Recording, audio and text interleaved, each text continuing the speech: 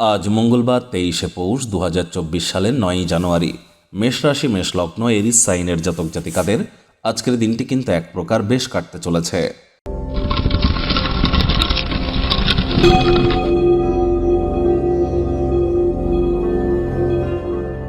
ভিডিওটির শুরুতেই স্ক্রিনে আপনারা দেখতে পাচ্ছেন মঙ্গল গ্রহের বীজমন্ত্র ওম ক্রাং ক্রিং ক্রং স ভূমায় নামা। সকাল দুপুর সন্ধ্যা 3 বেলায় 108 বার করে জপ করুন।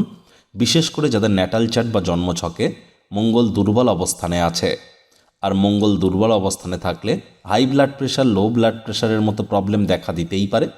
আবার হিমোগ্লোবিনের পরিমাণ শরীরে কমে যেতে পারে।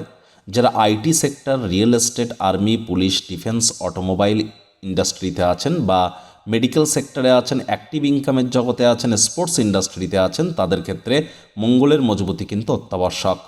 আর এর সাথে সাথে পারলে হতদরিদ্র গরিবদেরকে মসুরের ডাল দান করে দেবেন। রেড কালারের ড্রেস পরুন, অত্যন্ত উপকৃত হবেন।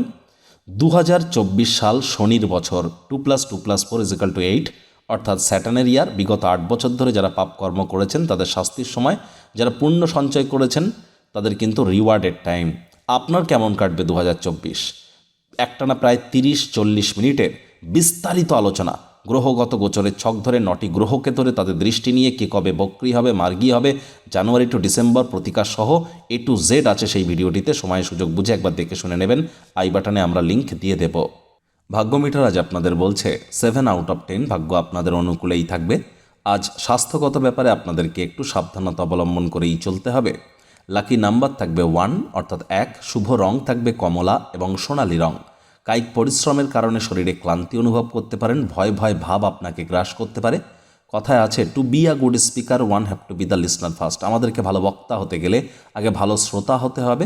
আজ কথা বলুন কম, শুনুন বেশি, এটি আপনাদেরকে উপকৃত করবে। আয় ইনকাম তো বাড়বেই, তবে খরচও বাড়তে চলেছে, যার কারণে সঞ্চয় ঘাটতি পড়তে পারে। নতুন উদ্যোগ পরিকল্পনার পাশাপাশি নতুন নির্মাণ কার্যকে আজ পিছিয়ে দিন। তবে চাকরিজীবীদের অফিসের পরিবেশ এক প্রকার বেশ। তৎসত্ত্বেও বলবো, কম কথা বলে কাজ বেশি করুন। মনের থেকে মস্তিষ্ককে বেশি দাম দিন। কোনো প্রকার অফিস পলিটিক্স বা গসিপিংয়ের অংশ যেন হবেন না। বসের কিন্তু কুনজরে পড়ে যেতে পারেন। রাজনীতিবিদ যারা আছেন জনসংযোগ বৃদ্ধি করতে পারলে সমাজে পপুলারিটিও ইনক্রিজ করবে। শিক্ষার্থী বিদ্যার্থীরা যে কোনো প্রকার পরীক্ষা প্রতিযোগিতায় অংশগ্রহণ করলে সফল হবেন। উচ্চশিক্ষার জন্য যারা বিদেশ যাত্রার কথা ভাবছিলেন, ভাগ্যদেবীও কিন্তু আজ আপনাদের পক্ষেই আছেন। সন্তান সন্ততি থেকে থাকলে তারাও তাদের কৃতিত্বের দ্বারা আপনাদেরকে গর্বিত অনুভব করাবে। হাউসওয়াইফদেরও দিনটি এক প্রকার বেশ।